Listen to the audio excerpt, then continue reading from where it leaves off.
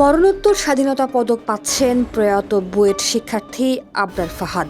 অন্যায়ের বিরুদ্ধে দাঁড়ানোর প্রতীক ও মুক্ত চিন্তার প্রতিচ্ছবি হিসেবে আখ্যায়িত আবরার ফাহাদকে মরণোত্তর স্বাধীনতা পদক 2025-এ ভূষিত করা হচ্ছে।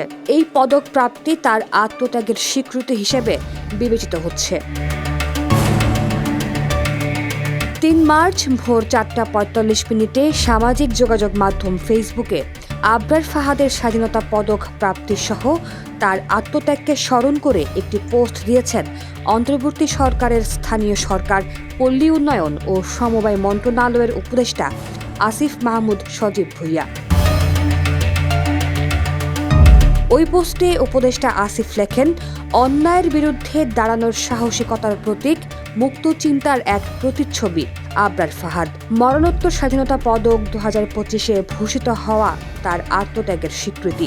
তার আদর্শ আমাদের আলোকিত করে, ন্যায় বিচারের পথে এগিয়ে যেতে অনুপ্রেরণা দেয়। জাতি তোমাকে ভুলবে না আবরার। 2019 সালের 6 অক্টোবর বাংলাদেশ প্রকৌশল বিশ্ববিদ্যালয়ের ছাত্র আবরার ফাহাদকে শিবির সন্দেহে পিটিয়ে হত্যা করা হয়।